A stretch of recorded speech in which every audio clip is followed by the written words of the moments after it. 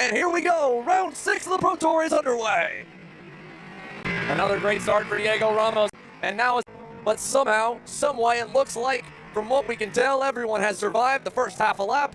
And it's Diego Ramos. Stays in the popcorn seat. 5-car Turn 2. We got a new leader. Change up front as they battle behind. Colin Lloyd takes over.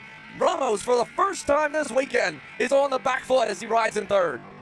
Yeah, now Lloyd already under attack. Hodgson amongst the drivers that's looked strong all season long, picking the right time to battle, but Ramos wants his spots back, pokes back on inside, ends up able to hold on. Trying to maximize the weekend here that kicked off with an impressive P2 qualifying effort, just hundredths off the pole, set by Diego Ramos. After that, having to go to the outside lane in the pre-final, he couldn't quite recover to the top couple spots to end yesterday with some hardware and a cash prize to boot. You heard from Alexander Vanchev, it's not just the pros that get paid. Any class up and over 30 entries gets an extra boost to the prizes. 1,000 to win, 500 to second, and 250 to third. Colin Lloyd would love an extra $1,000 to bring home to Miami, Florida, but first, he's got to find a way back to the lead because Ramos is ready and stood on the top step of a Supercar 2. Bobble in 3, he's going to be very quickly with a bit of sun.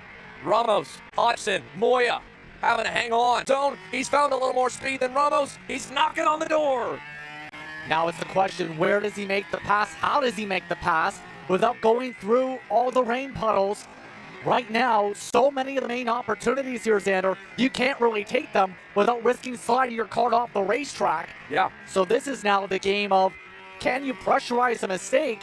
We've seen Massimino make some moves in some of those areas, but it's easy. Down, and I bet you he's looking at the delta, the lap time estimator that you can program onto the data gauge as well to try and see if that was better or worse, as they all go way deep down into turn number 8. As DeMello drops down the board, Massimino also, those two must have gotten together. CCD has not found a spot across the loop as we look at the lap times. They're starting to pick back up. They're finding 33, back down to a 1:30 we go on the slick tire. Ramos, a little bobble there. Here comes Hodgson, a lap and a half to go, and he's got a nose on the inside. Moya trying to follow. He'll send it around both of them with a slide job. Ramos back to the lead. Oh my goodness, another slip and slide, and that's what I was talking about. No grip in that section. At that point, Ramos just had to drive the normal racing line and let the others just slide their way off the groove. Ramos. White and Moya, both drivers surviving, staying on the box, staying in the prize package. For Diego Ramos, though, the lead is now comfortable enough. If it were dry, he's still got to survive to the end. Still has to make sure he doesn't have any major wiggles. He had a bit of a wiggle right there. Still, big cushion as they rumble their way off to 12. Major sin! Moya sends himself to the grass.